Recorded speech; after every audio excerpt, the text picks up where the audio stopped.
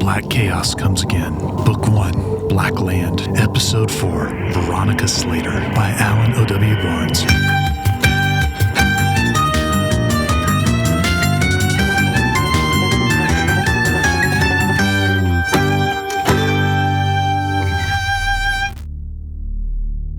Caitlin, I wholeheartedly approve of you worshiping a sex goddess. I turned quickly to hide my flushed face, certain it was an uncomfortable shade of crimson.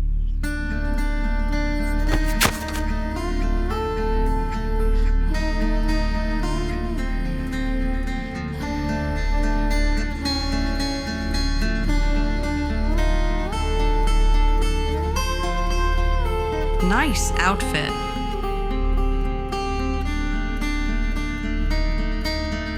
I stumbled away from the encounter, still feeling the embarrassment scar my face.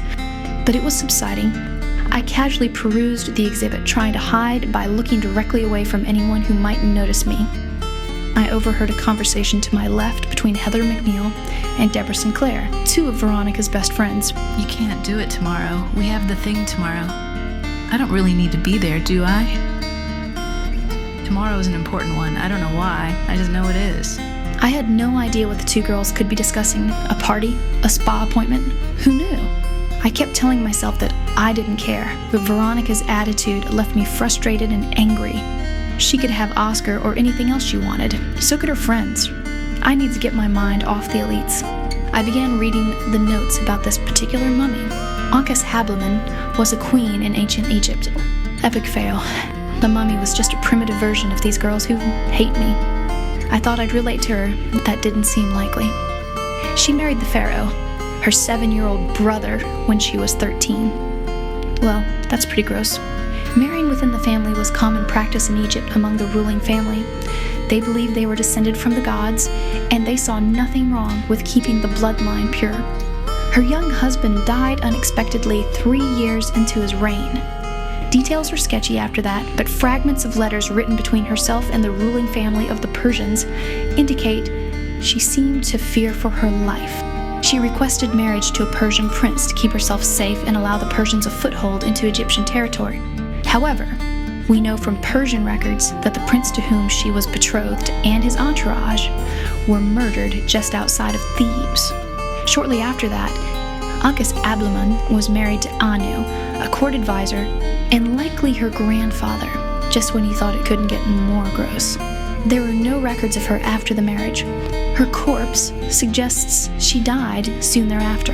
Anu himself only ruled for 2 years before his death. The records indicate he died in some sort of animal attack.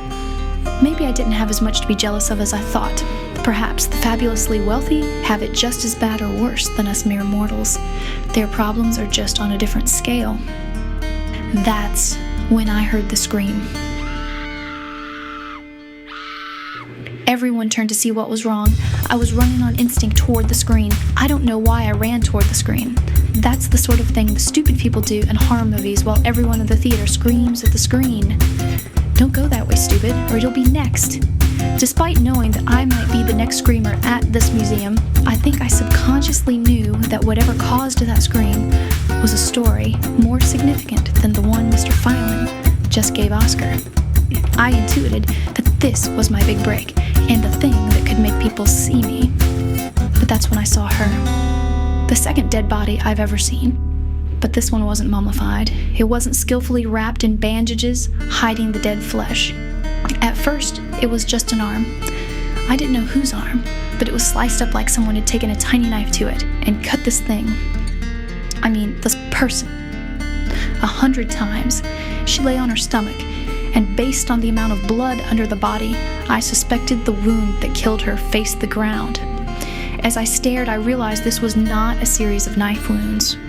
The cuts were lined in neat rows of 3 or 4 slices, evenly spaced next to one another, like long, deep animal scratches. Then I saw the rest of it. I mean her. I think it's easier to think of it as Ned, rather than thinking about the her that was in that body just a few minutes ago. Veronica Slater may have been a little ditzy and a lot mean to me, but she didn't deserve to be sliced up with tiny, precise knife wounds all over her body. No one does. I screamed for Mr. Phylan or security or some responsible adult to come help her, even though I knew no one would ever be able to help her again.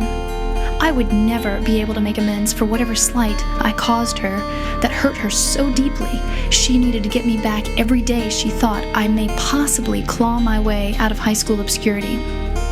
I scanned the crowd, but Oscar was nowhere to be seen. It occurred to me that he was probably the last person to see her alive, but I was the first to see her dead.